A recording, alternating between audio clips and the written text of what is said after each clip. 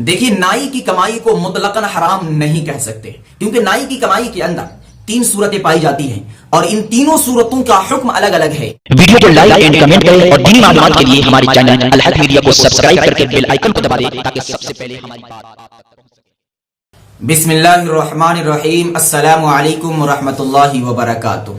एक साहब ने सवाल किया है कि नाई की कमाई का क्या हुक्म है, क्या नाई की कमाई वाक़यातन हराम है? क्योंकि एक मरतबा मेरे साथ वाक़या पेश आया कि मैं बकरीद के मौके से किसी बड़े जानवर में हिस्सा लेने गया तो वहां के लोगों ने हिस्सा देने से इनकार कर दिया और ये कहकर मना कर दिया कि आपकी कमाई हराम है। और शरीयत का उसूल है कि अगर सातों शुरका में से किसी एक शरीक की भी कमाई हराम है और उस हराम कमाई से वह शिरकत करता है तो इसकी वजह से दीगर जितने भी शुरका है उन सब की कुर्बानी काबिल कबूल नहीं, उन सब की कुर्बानी खराब हो जाती है।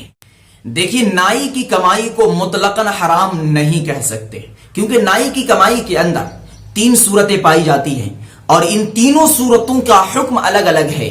इन तीनों सूरतों को समझना हमारे लिए बहुत जरूरी है। पहली सूरत कि नाई ज्यादातर अक्सरों बेशतर लोगों की दाढ़ियों को बनाता है, लोगों की दाढ़ियों को साफ करता है, तो इस सूरत में उसकी कमाई बिल्कुल भी जायज और दुरुस्त नहीं है। और दूसरी सूरत कि नाई लोगों की दाढ़ियों को नहीं बनाता, लोगों की दाढ़ियों को साफ नहीं करता या बनाता है कम बनाता है और लोगों के बालों को गैर शरई अंदाज में गैर शरई तरीके से काटता है, तो इस सूरत में उसकी कमाई जायज और दुरुस्त तो है, लेकिन शरीयत की नजर में ये पैसा और ये कमाई हुई रकम नापसंदीदा है। लिहाजा इस तरीके से बाल काटने से नाइयों को इज्तिनाब करना चाहिए, बचना चाहिए। शरीयत में हर वह तरीका इख्तियार करना चाहिए जो तरीका ज्यादा महबूब और पसंदीदा है। और बाज दुकानदार वह हैं जो अपनी दुकानों के अंदर ऐसी ऐसी तस्वीरें लगा देते हैं कि लोग उन तस्वीरों को चूज करते हैं, उन तस्वीरों की तरफ इशारा करते हैं, उन तस्वीरों पे उंगली रखकर कहते हैं कि मुझे इस तरीके का बाल चाहिए, मुझे इस तरीके का बाल कटवाना है। तो सुनो, अगर ये शक्ल और सूरत है तो इस सूरत में आपको दो गुना दोहरा गुनाह मिलेगा। पहला गुनाह कि आप गैर शरई तरीके पर बाल काट रहे हैं और दूसरा गुनाह कि आप गैर शरई तरीके पर बाल काटने के लिए उभार रहे हैं। तो इससे भी बचना चाहिए, इज्तिनाब करना चाहिए। और ऐसे भी अपने घरों में, अपनी दुकानों में जानदार की तस्वीर नहीं लगानी चाहिए, क्योंकि हदीस है कि आप अलैहिस्सलातु वस्सलाम ने इरशाद फरमाया कि जिस घर, जिस कमरे, जिस भी रूम के अंदर जानदार की तस्वीर होगी वहां पर फरिश्ते नहीं जाएंगे। तो आपकी दुकान में फरिश्ते नहीं जाएंगे तो बरकत का नुज़ूल कहां से होगा? इसलिए तस्वीरों से भी बचना चाहिए, इज्तिनाब करना चाहिए।